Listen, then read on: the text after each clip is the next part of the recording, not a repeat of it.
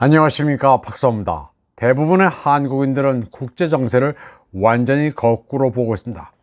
객관적인 사실이 어떻든 자기 희망하는 대로 세상을 보기 때문입니다. 그리고 현실이 마음에 들지 않으면 아예 무시를 하면서 정신승리를 하기 때문이기도 합니다. 대표적인 게 중국에 관한 인식입니다. 중국이 전 세계에서 고립돼 망한다고 떠들고 있는데 현실은 정반대입니다. 중국은 지금 특유의 완빵 라이차오 방식으로 집단 서방의 봉쇄를 정면 돌파하고 있습니다. 마잉주를 베이징에 초대해 양안의 대립 공식을 완전히 깨뜨렸습니다. 통일이나 전쟁의 개념을 지워버리고 양안 간 가족 제외 프레임을 내세우고 있습니다. 마잉주의 방중을 전후로 중국 외교의 공세는 눈부셨습니다. 제넷 옐런 미 재무장관을 바보로 만들면서 세르게이 라브로프 러시아 외교부장을 맞이해 미국에 대항하는 최강의 대우를 구축했습니다. 또 자울러지를 북한에 보냈습니다. 시진핑의 북한 방문을 준비하는 차원입니다. 또 오는 5월에는 프랑스의 마크롱이 베이징을 방문할 예정입니다. 또 결정적으로 올라프 숄츠 독일 총리가 4월 13일 BMW, 벤츠, 지멘스, 바이에르 CEO 등으로 구성된 대규모 경제사절단을 이끌고 중국을 방문합니다. 숄츠 일행은 4월 16일 베이징에서 시진핑과 국무원 총리 리창과 만납니다. 4월 11일 독일의 도이체 벨레는 독일의 딜레마를 조명하는 대담 프로그램을 방송했습니다. US-China Trade War, Which side is Germany on? 미중 무역 전쟁이 벌어지고 있는 와중에 독일은 어느 쪽 편인가란 제목의 방송이었습니다.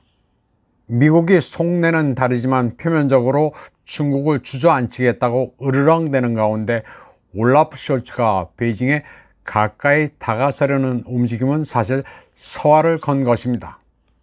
이 프로그램에 출연한 중국 전문가 펠릭스 리는 부동산 버블, 경공업 섹터의 파산 같은 여러 경제적 어려움이 있는 것은 사실이지만 기술 영역의 몇몇 핵심 분야에서는 중국이 이미 세계 최고 수준에 올라있다고 평가했습니다.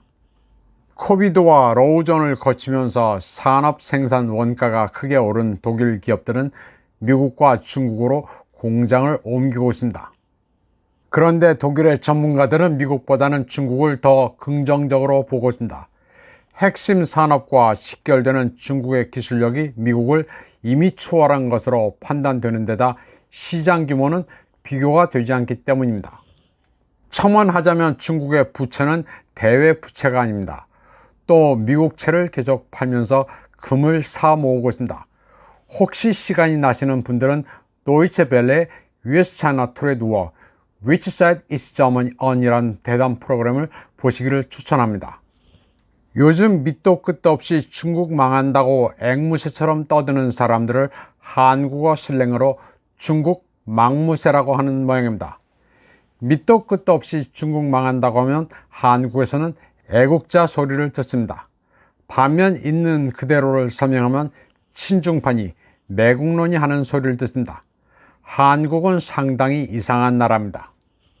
독일 애들도 고민이 많습니다. 독일 방산의 선두주자 라임메탈은 화약 재료인 니트로셀룰로즈를 만들기 위해 중국 신장 위구르산 면화를 수입하고 있습니다. 2022년 통계로 중국은 글로벌 면화 시장의 49.3%를 차지했습니다.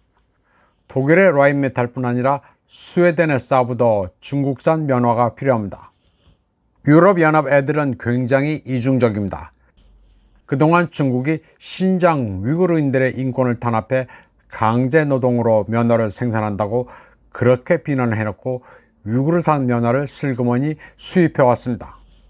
로우존이 계속되면서 유럽 방산기업의 중국 면화 의존도는 계속 높아져 지금은 70%에 달합니다. 이번 방송은 여기까지 하겠습니다. 시청해주신 여러분 감사합니다.